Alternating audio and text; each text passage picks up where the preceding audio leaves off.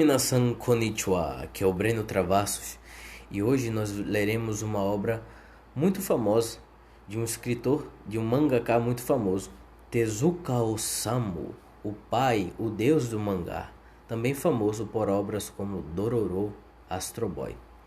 O mangá que teremos seria Buraku Jack, significa Black Jack, a maneira ajaponesada de se referir a este nome. Vamos lá. Passar aqui. Mokuji, o sumário. Tá. Daiichi wa, primeiro capítulo. Houfuku. Houfuku significa retaliação, vingança. E a gente vai continuar. Bem, chega em algum local aqui. E aí, vamos aumentar aqui. Aqui algum uso de onomatopeias, que é muito comum em mangás, né? Ki, né? Batan. E aqui na placa nós lemos esses ideogramas aqui, os kanjis, né? Nihon Ishi Remme, né? Nihon pode ser lido também como Nippon, significa Japão, né? Ishi, médico. Remme, federação, organização, aliança, né? Tipo a aliança francesa que temos aqui no Brasil. Tem, por exemplo, a OAB, né? ABO, né? São organizações, associações. Seria a tradução mais ou menos assim: Associação Nipônica de Médicos, né? A Federação de Médicos do Japão. E a gente vai continuar aqui no segunda página. Ele chega no local, provavelmente numa reunião, todo mundo olhando para ele.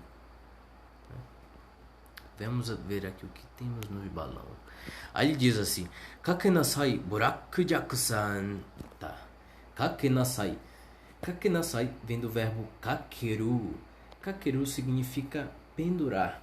Porém aqui, nesse contexto, traz a ideia de sentar. Contanto que é uma expressão, que é koshi kakeru.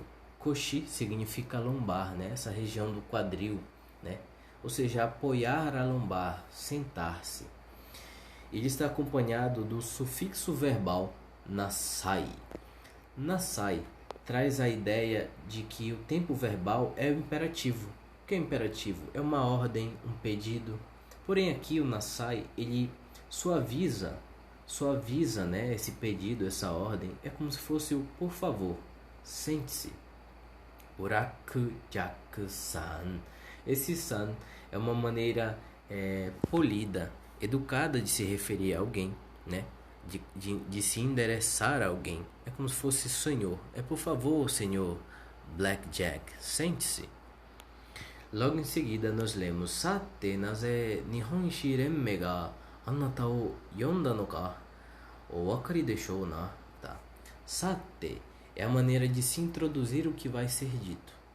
Por exemplo, o nosso bem, então, né? Existem expressões como sate, sate, né? Bem, então. E aqui me lembrando aqui de um anime e mangá também muito famoso, na Natsu no Taizai, Os Sete Pecados.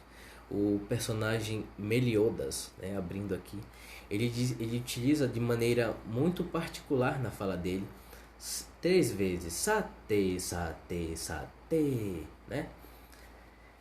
E aí, vamos continuar, né? Logo em seguida tem um pronome de interrogação, interrogativo, naze, que significa por quê. E aí, Nihon Ishi Remme ga, né? Esse ga, nós entendemos, nós já sabemos que ele traz ênfase. Ele marca o sujeito e enfatiza a ação daquele sujeito.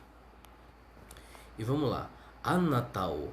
Anata significa a maneira de se referir à segunda pessoa com quem você está falando, né? O tu, você. A partícula o é uma partícula muito famosa. Ela marca o objeto direto, no caso anata. No caso, anata é a quem está sofrendo a ação que é praticada pelo sujeito em relação àquele verbo. E o verbo é yonda. O verbo yonda está no passado, é o verbo yobu, significa chamar, né? E logo em seguida, noka. Nós vemos que noka ele traz a ideia de relação, de pertencimento de uma coisa entre a outra. Porém, o no, a partícula no, ele tem muitas outras importâncias na gramática. E nesse caso, quando ele está agregado com a partícula de interrogação K, é como se fosse o nosso sinal diacrítico, que é o ponto de interrogação. Ele marca uma pergunta. Por exemplo, eu digo assim, eu pergunto, que horas é? Né? Ima nandi desu ka? Né? Esse K, ele traz a ideia de que aquilo ali é uma pergunta. Tem outras aplicações, mas a aplicação principal é de pergunta. E de no é de pertencimento, porém no K, esse no ele é utilizado aqui apenas para enfatizar o significado, enfatizar uma incerteza, enfatizar uma dúvida. É como nós em português, eu sou um pouco chato, a nossa partícula expletiva, né? Nossa que traz ênfase, por exemplo, assim, eu gosto de chocolate. Eu trouxe a ideia, mas eu quero enfatizar, eu é que gosto de chocolate. Esse é que é uma expressão expletiva. Ele só traz a ideia de ênfase. Não necessita saber disso, né? São coisas mais profundas da gramática. E aí, ele continua. Wakari deixou na... Esse wakari, né? Ele está antecedido do prefixo honorífico. É um prefixo que dá respeito, o, né? Wakari vem de wakaru, né? Wakaru, ele significa entender, saber. Depende do contexto da tradução. E deixou, ele traz a ideia de probabilidade. Por exemplo, quando eu digo assim, com certeza, amanhã vai chover. Praticamente é como se eu tivesse a plena certeza. Mas quando eu ponho assim a questão, provavelmente amanhã vai chover. Esse provavelmente dá a ideia que sim e que não. E é isso, essa é a função gramatical do deixou aqui, né? Na, ele é a forma masculina do ne, né? A partícula ne, que é, por exemplo, quando eu peço uma concordância de com quem eu estou falando, com as pessoas que eu estou falando. Muito próximo do nosso né, que utiliza a união do não e do né? E aí, esse deixou na minha tradução, né? Cada pessoa trabalha com a sua tradução, seria como se fosse eu aposto, né? Pode ser que sim, pode ser que não. Até porque traduzir ao pé da letra é uma coisa assim ilógica. Por exemplo, se eu for traduzir ao pé da letra tudo isso aqui, né? Desde o começo.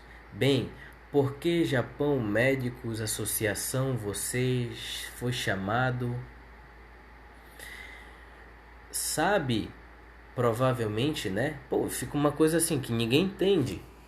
Então, assim, a tradução seria mais ou menos assim. A minha tradução, né?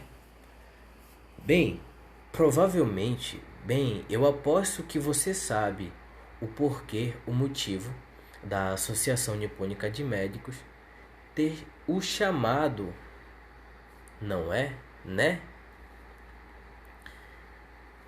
E aí, esse seria o início, né, desse mangá. Tá livre, tem 50 páginas aqui. Eu espero ter ajudado muito no seu estudo de japonês e língua japonesa, né, de uma forma divertida, através de leitura de mangás ou através de animes. Bem, ficamos por aqui. Até mais. Já né?